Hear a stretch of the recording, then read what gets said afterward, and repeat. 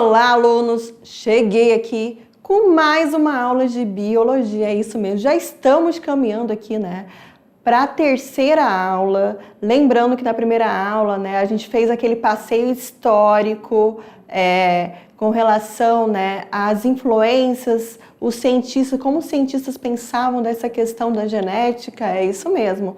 Já na segunda aula, né, fizemos aquela introdução de alguns conceitos que a gente vai estar abordando ao longo da unidade 1, é isso mesmo. Então falamos aí de genótipo, fenótipo, gene. E essa aula, pessoal, ela é uma aula que ela vai abordar uma pessoa muito importante para a genética. Quem é essa pessoa, professora? É Mendel, Gregor Mendel. Ele foi até um monge, né, que fez seu estudo baseado, né, em ervilhas. Como assim, professora? É isso que a gente vai ver nessa aula. Pois é, então só um ponto, uma deixa aqui, tá? Na época que Mendel começou seus estudos, a gente ainda não tinha, gente, o conhecimento sobre a genética, sobre o DNA, sobre o gene, como é que as informações hereditárias elas eram transmitidas. Então posso dizer que havia o quê?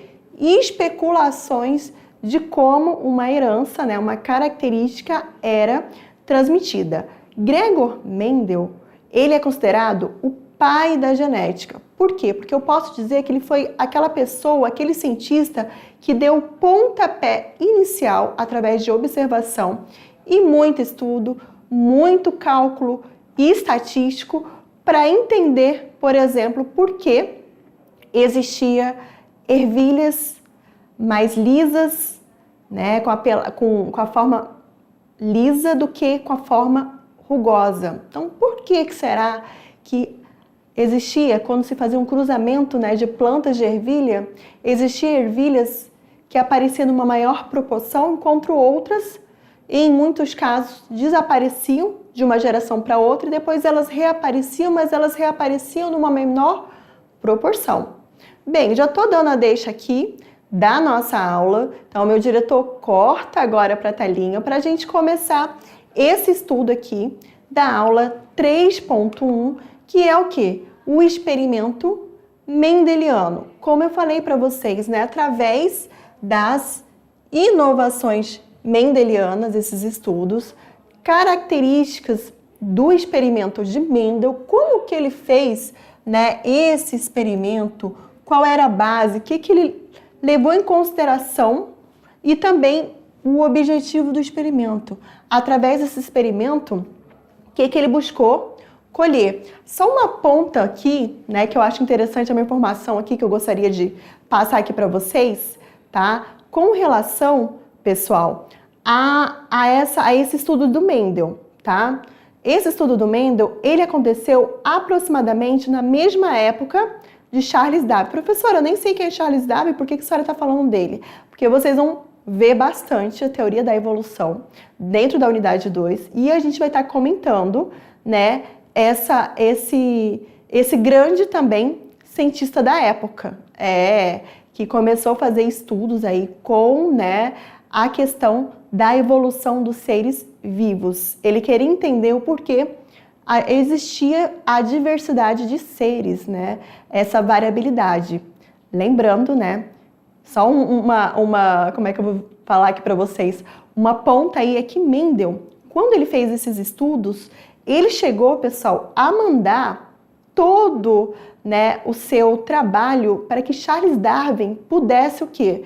Pudesse ver e acompanhar. Já imaginou se Charles Darwin tivesse realmente, naquela época, né, já visto, né, todas as observações que Mendel fez, eu acho que ia agregar mais ainda o estudo deles, com certeza, né? Mas o que aconteceu? Acabou que Mendel mandou, né, o resultado do seu trabalho para o Charles Darwin, que era o cientista da época também, só que Darwin acabou respondendo, né, que não conseguia, por conta da demanda de fluxo de trabalho, que não conseguiria, né, ver o estudo do Mendel. E também, né, imagina os compilados de materiais que esses cientistas eles produziam. Então acabou, né, que Mendel mandou o material para o Charles Darwin, só que Charles Darwin não teve tempo hábil para ler o seu trabalho, para estudar, para aprender um pouquinho mais. Então, voltando agora para a telinha, vamos lá então. Quem foi Charles? Quem foi no caso? Olha, eu já ia falar de Charles Darwin, mas é Mendel. Falei tanto dele agora, né? Não tem problema. Quem foi Mendel? Pessoal, o Mendel, ele foi um austríaco nascido em Helsingfors no ano de 1822. Professora, tem que aprender? Não, não precisa, pessoal. Isso aqui é só um conhecimento, um apurado, para que você possa entender melhor quem foi o Mendel, né? E por que da gente ter uma aula só sobre ele. Então, conhecido, né, como Gregor Mendel. Ele foi filho de pequenos fazendeiros e ele enfrentou algumas dificuldades financeiras para conseguir estudar e a superou, pois valorizava muito o quê? Os seus estudos. Então, olha, mesmo com toda a dificuldade, né, que ele enfrentou naquela época, imagina, pessoal, hoje a gente tem o quê? A gente tem a internet que dá uma apurada aí, né, de informações para nós. Nós temos livros. Imagina naquela época, pessoal, em 1822, né? Como é que era, né, os estudos. Então, mesmo com toda a dificuldade financeira, ele conseguiu, né, estudar e valorizou muito esses seus estudos. Aqui, pessoal, em 1843, Gregor Mendel, ele ingressou como noviço. Lembra que eu falei para vocês que ele foi um monge? Então, em 1843, ele ingressou como noviço no mosteiro de Agostiniano na cidade de Brum. Hoje é a atual República Tcheca. Isso quer dizer o quê?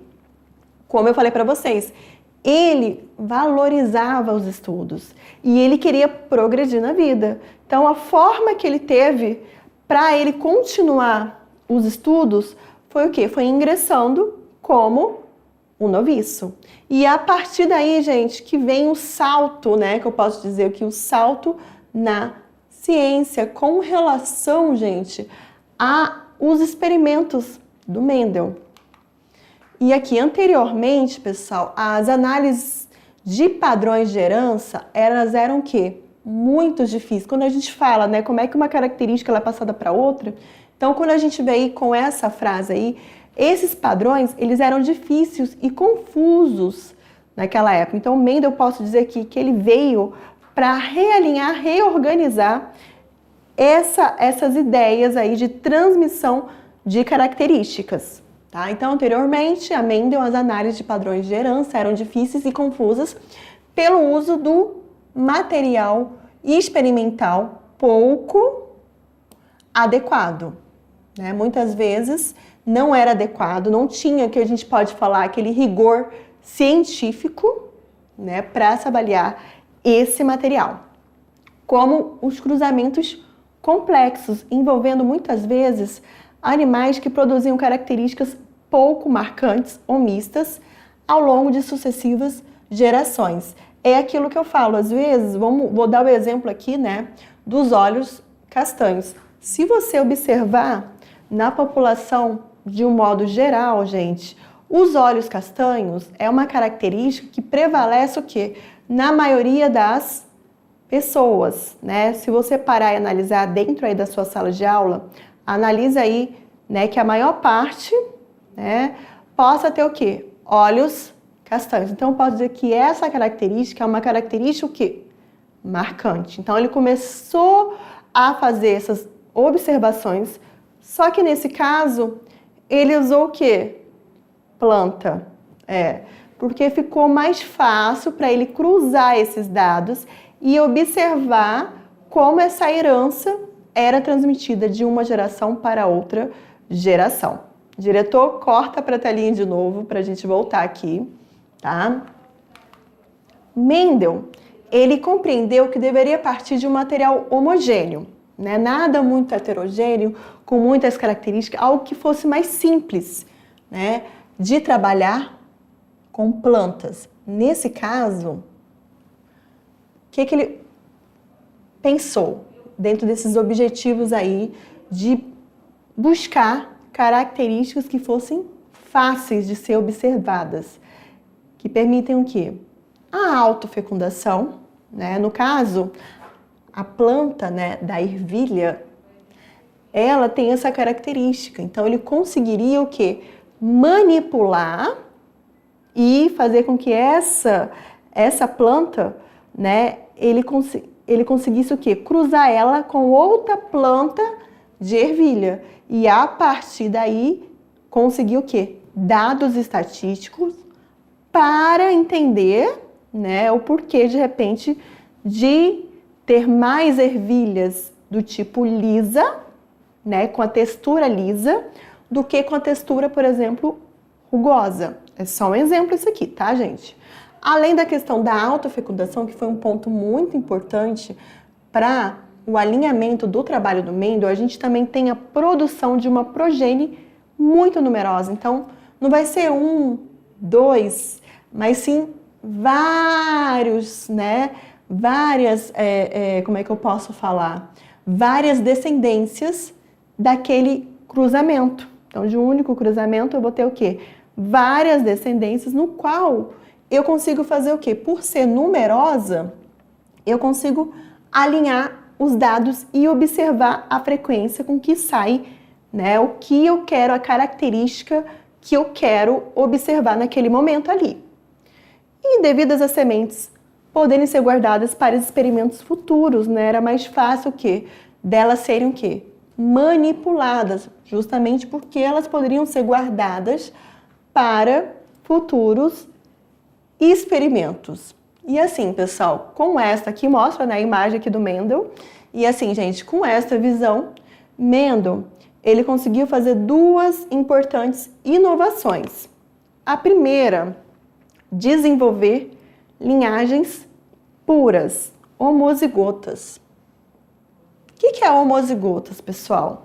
Dentro da genética, vocês já sabem, né, que a gente viu na aula passada, né, que homozigota seria o quê?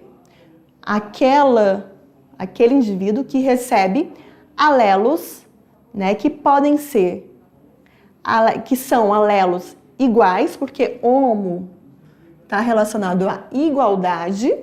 Então, é aquele indivíduo que vai receber alelos iguais, tá bom? Dos pais, de ambos os pais.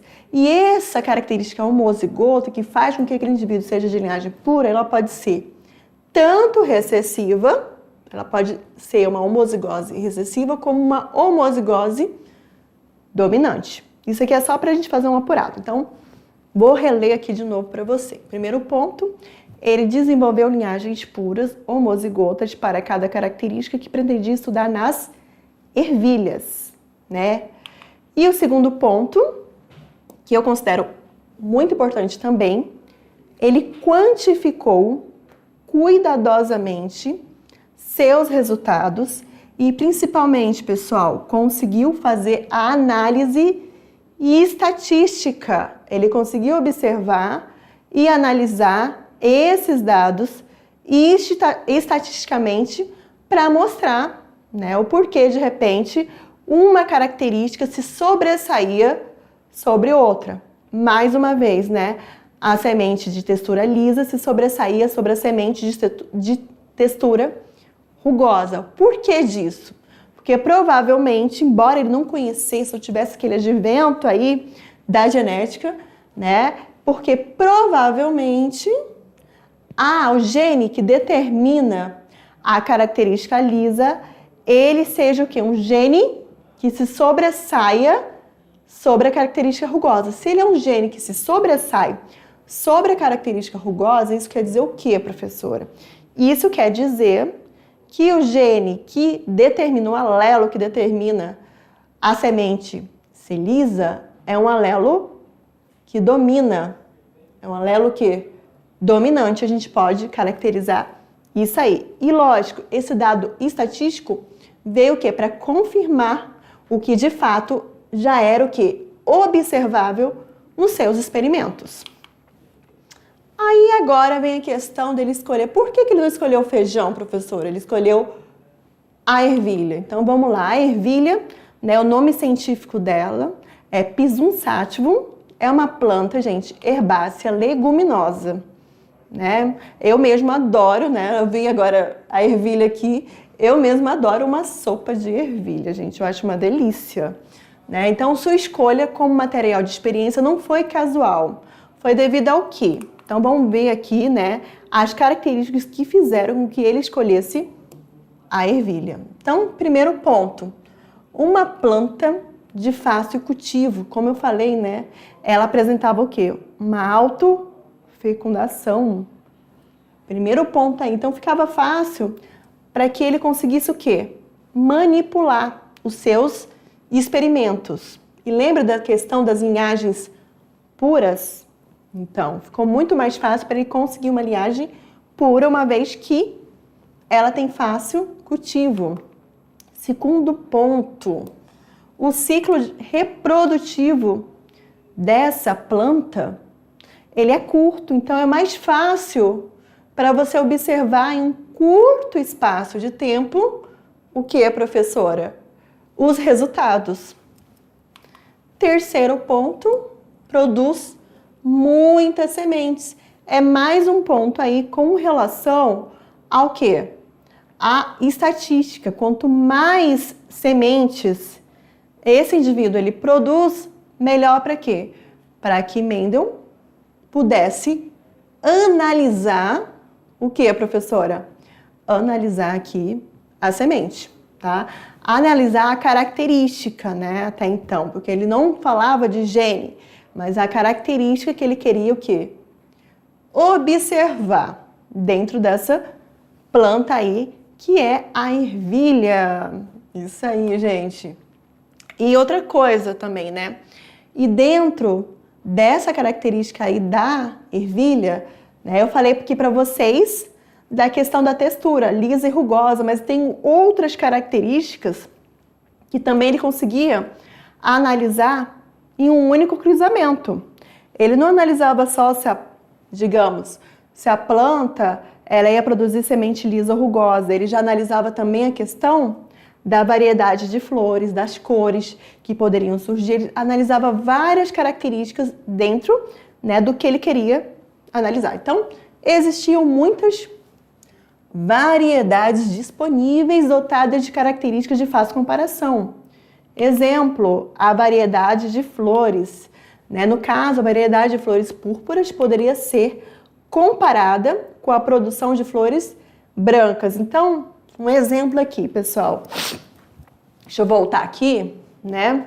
Então, o que acontecia, pessoal?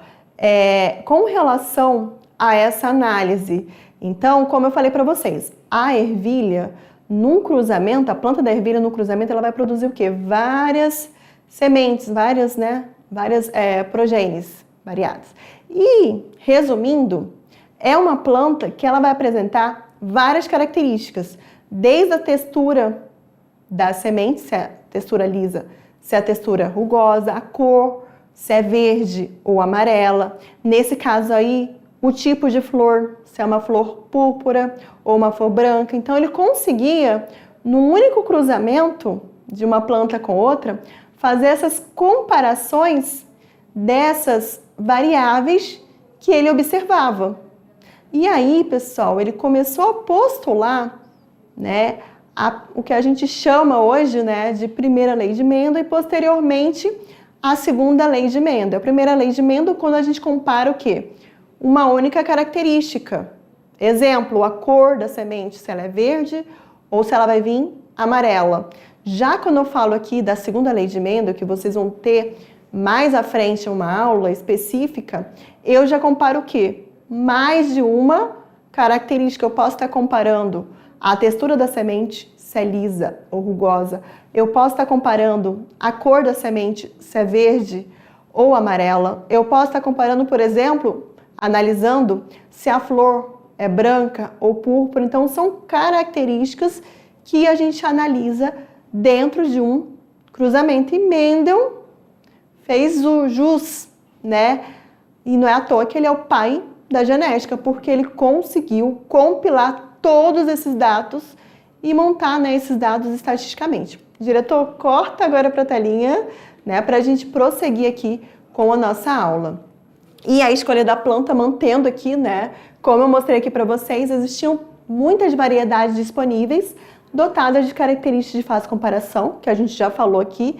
E um outro exemplo, a ervilha de espécies que produziam sementes lisas, que eu falei bastante aqui para vocês no nosso exemplo aqui, né? Vou até marcar aqui, de sementes lisas, poderia ser comparada, por exemplo, com plantas que produziam sementes do tipo rugosa e assim por diante. Então, era mais uma característica. Agora, pessoal, vamos para a característica do experimento de Mendel. É mais um ponto aqui.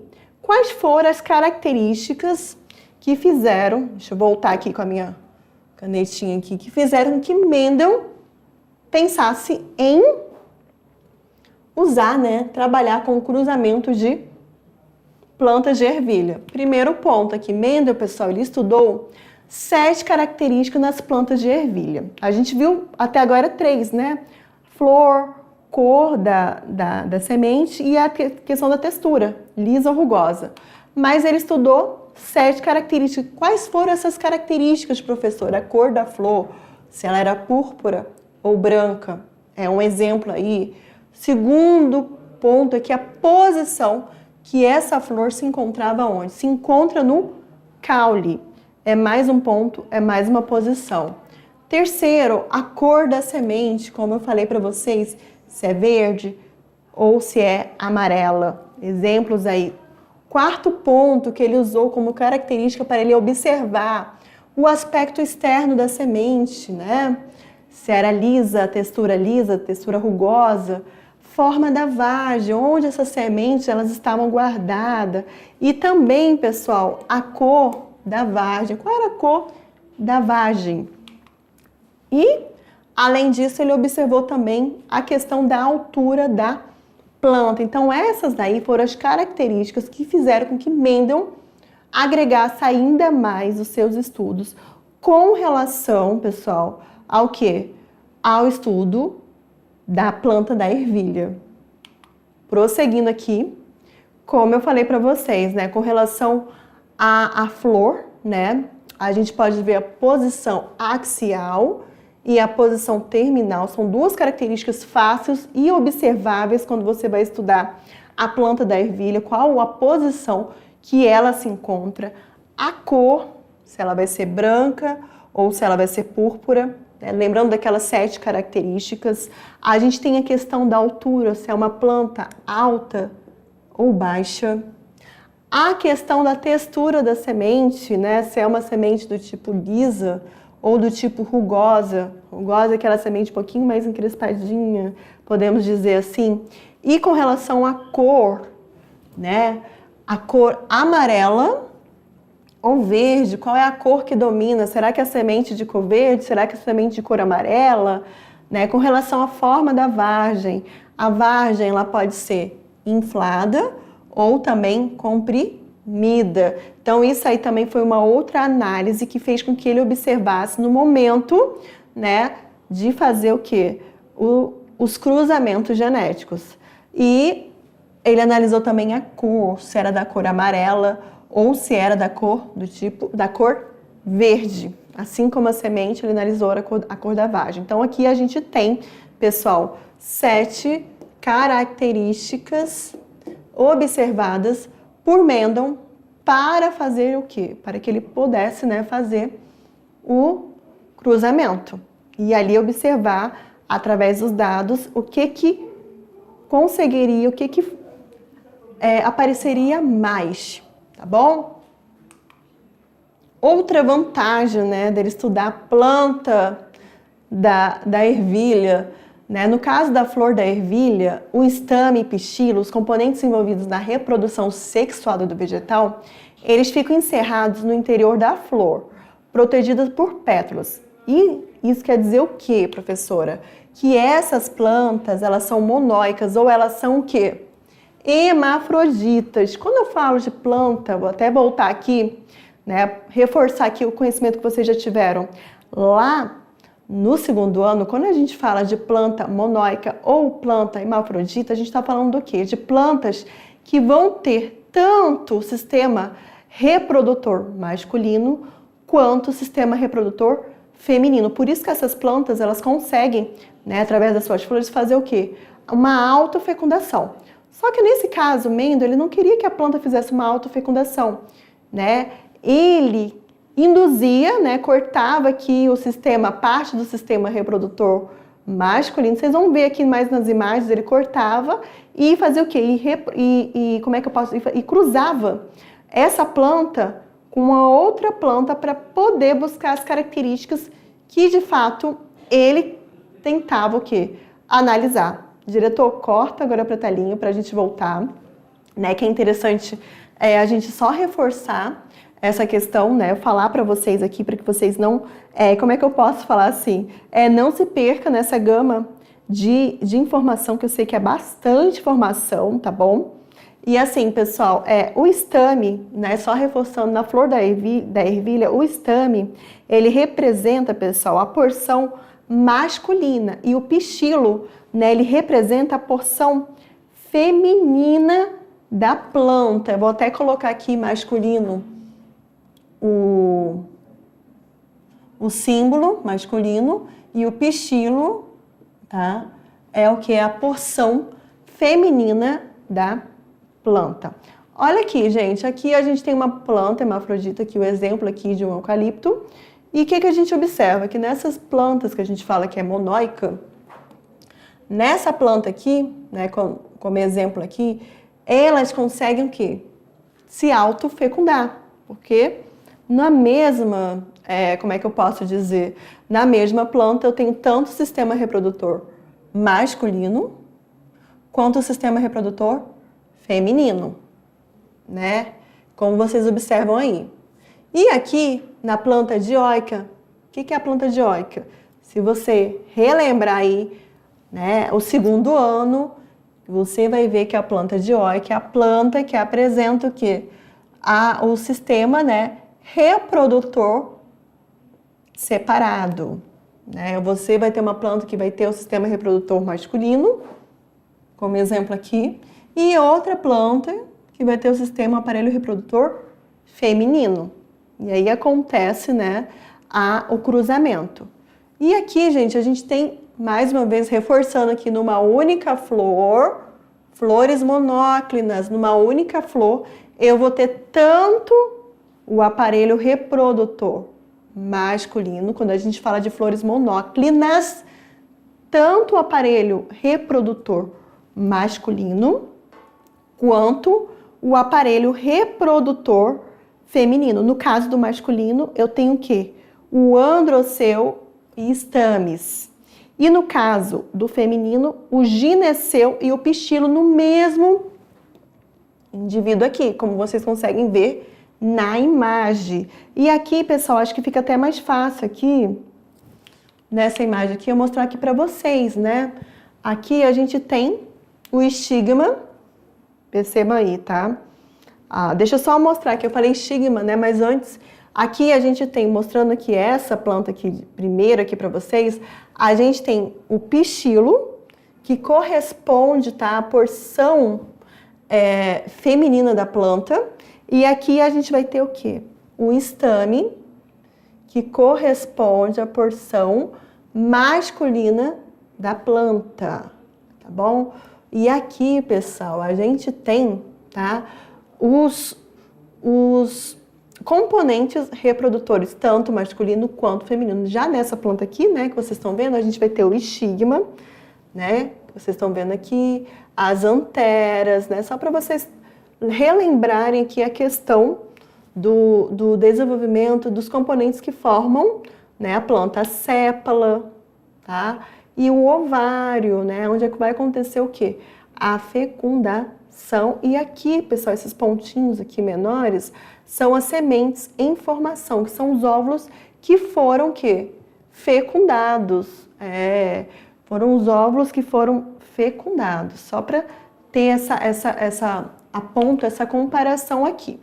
E aqui, pessoal, o A, ele mostra a autopolinização e o B, a polinização do tipo cruzada. Quando você pega, né, a porção masculina de uma planta, e leva essa porção para fazer o cruzamento com a porção feminina de outra planta. Tem que ser plantas diferentes. Então, isso favorece o tipo de reprodução que era o que Mendel fazia, que é a reprodução do tipo quê? Cruzada. E a autofecundação formando o quê? Descendentes com as mesmas características das plantas genitoras. É um ponto aí, né? Então, se você observar através da imagem, você percebe aqui, né? Aqui onde você tem o A. Aqui você vai ter aqui o pistilo, né? Para onde vai estar entrando aqui, né? E a gente vai ter toda a formação da semente. E aqui, pessoal, essa porção aqui, o A, né? Ele é levado aqui, se você observar essa setinha, que é o B, para que se tenha uma polinização cruzada com essa aqui, com essa planta aqui que eu estou apontando aqui para você. A mesma coisa vai acontecer, essa porção aqui, esse estamezinho aqui, digamos, ele vai ser levado para quê? Vamos apontar aqui para outra planta aqui, tá? Para que se tenha, nesse caso aqui no pistilo aqui, tá? Essa porção aqui, para que se tenha a fecundação. Aí a gente tem a fecundação do tipo cruzada. O objetivo do experimento, né? Na autofecundação, Mendel produziu e separou diversas linhagens puras de ervilhas para as características que ele pretendia estudar. Mas como? Né? Aí é um ponto aí, o exemplo aí da autofecundação. Lembrando, pessoal, já falei um pouquinho ali para vocês, né? Por exemplo, para a cor, né? Para a cor de flor, plantas de flores de cor púrpura sempre produziam o quê? Como descendentes? Plantas de flores púrpuras. Para se criar o quê? Uma linhagem, digamos assim, pura, tá? E um outro exemplo aqui também, né? Durante 2 anos, Mendel ele fez testes de pureza e de escolha das características que utilizaria em seus experimentos, tá?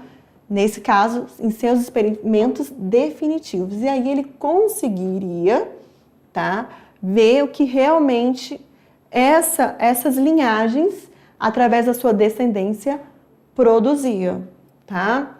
Através do quê? Dessa polinização do tipo cruzada, ele conseguia, né, propiciar o que de fato esses experimentos queria. É mais um ponto aí, tá bom? E aqui a gente vê o exemplo aí das cores, né, de sementes amarelas com sementes verdes aqui. E aqui você já percebe aqui que você tem uma maior o quê? Uma maior, né, quantidade de sementes do tipo da cor amarela. Só como exemplo aqui, né, só para você ver já essa questão dessa proporção. E aqui, gente, é o processo natural que acontece, né, de uma flor, que ela tem estrutura masculina e estrutura feminina e automaticamente ela tem essa, o que a gente chama de autofecundação. E aqui o que ele fez, né? O procedimento para que isso não acontecesse, ele tinha que cortar o quê? As estruturas masculinas. Então ele vinha e cortava aqui essas estruturas para que a estrutura feminina permanecesse intacta. E aí, permanecendo intacta, ele fazia o cruzamento de uma outra estrutura masculina, de outra planta, com aquela que ele tinha cortado. E aí a gente fala que é a fecundação cruzada do tipo artificial, né? Que é justamente o quê?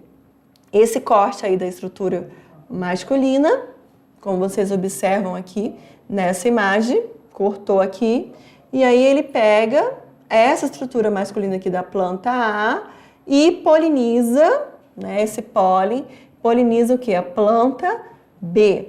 Para conseguir o quê, pessoal? Para conseguir observar as diferentes características. E aqui a gente observa, né, a vagem verde, a semente verde, a flor branca, flor mais púrpura, semente amarela, né, a vagem amarela, a flor branca, né, e as características que levaram, né, de fato, a o que o Mendel observou como dominante, uma característica dominante e uma característica recessiva.